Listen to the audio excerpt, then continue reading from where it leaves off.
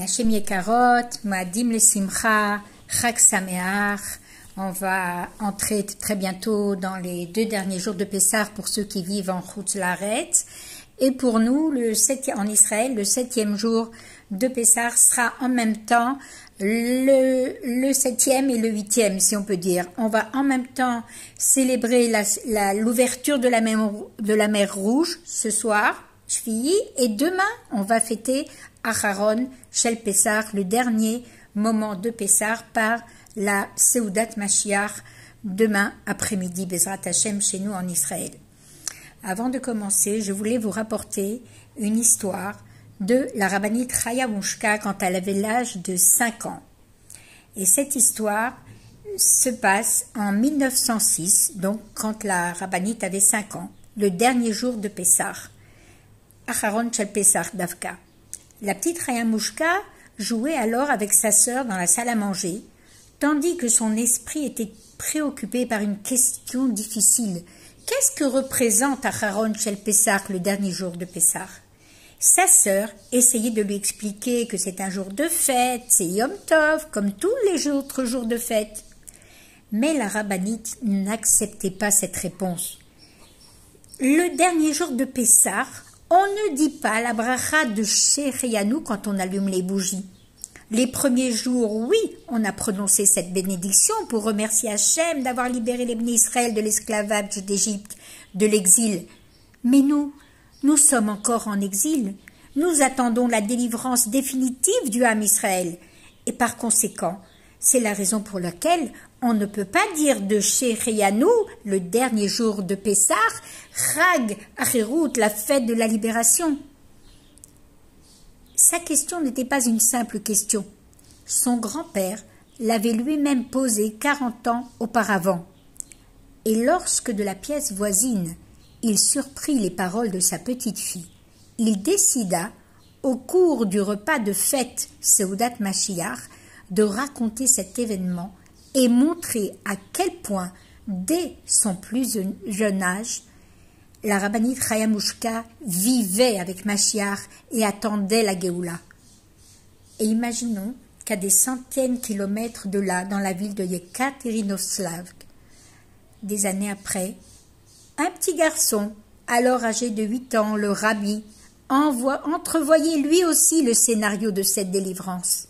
Comme il est raconté que depuis le jour, comme il a écrit, depuis le jour où je suis allé au Cheder, à l'école, Talmud Torah, et même avant, l'image de la rédemption finale commença à se former dans mon esprit. La rédemption des Juifs de leur dernier exil, une rédemption qui en fait sera une réponse aux souffrances, aux décrets, aux massacres qui ont émaillé notre exil. Et en ce jour, nous dirons avec un cœur entier et une compréhension parfaite, nous te remercions Hachem de nous avoir éprouvés. Et nous dirons bientôt, Shehecheyanu vekiyemanu, sur la venue et la révélation de Melech HaMashiach très très vite. Et à propos de Acharon Shel Pessah, je voudrais rappeler quelques nékoudotes d'une sira que le rabbi a prononcée en 1972. Et là-bas, le rabbi rapporte qu'il est écrit que justement le 7e jour de Pessah, à propos de Aziashir Moshe, que les Bnei Israël ont chanté la Shira quand ils ont traversé la mer, il est écrit Char lo ne'emar ela yashir. Il n'est pas écrit au présent.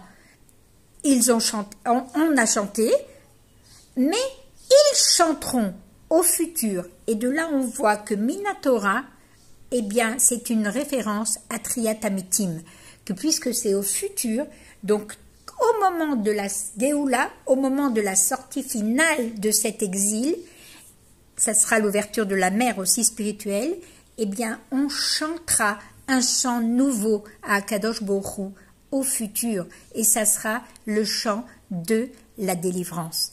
Et à propos de ce Shirat Hayam, qui est écrit au futur, et que les Bnei Israël ont chanté au moment de la Shira, eh bien, le rabbi explique que Acharon Shel Pessah, que ce futur qui est représenté dans Az Yashir Moshe, il englobe aussi tous les temps, toutes les époques. C'est-à-dire qu'au moment de la traversée de la mer, les Bné Israël sont devenus comme des prophètes. Ils ont vu le futur. Et ils ont même vu la Géoula Atida Lavo, la délivrance future qui allait arriver. Comme on dit que même les servantes, elles avaient le niveau de prophétie de Moshe Rabbeinu.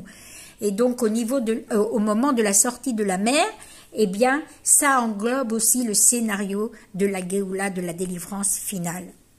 Et puisque Aharon Shel Pessah vient après le 7e jour de Pessah, après la sortie, la traversée de la mer Rouge, eh bien, dans ce jour aussi, qui est dans la suite, et puisqu'on a dit que par la Shira, ils ont vu jusqu'à la fin des temps ce qu'il allait se passer, donc Kalva Chomer, que le lendemain du 7e jour de Pessah, donc Aharon Shel Pessah, le dernier jour de Pessah, il y a une révélation du Zman de la Géoula encore plus élevé, plus fort que tout ce qu'on a vécu pendant la fête de Pessah et tout ce qu'on vit dans toutes les générations. Et comme on le sait, que le Baal Shem Tov a fondé une coutume qui s'appelle Seudat Mashiach. Le Baal Shem Tov avait décidé, prenait 3 Seudot le dernier jour de Pessah et la 3e Seuda après Mincha, avant la tombée de la nuit, il l'appelait Seudat Mashiach. C'est une Seuda dans laquelle on se lave les mains et on mange la matzah. Mais les Rebbiim de Chabad ont rajouté, en particulier le Rabbi Rachab qui a instauré en plus le fait de faire Netilat et de manger de la matzah, que en France, que dans Chutz Laaretz on peut tremper la matzah le 8e jour.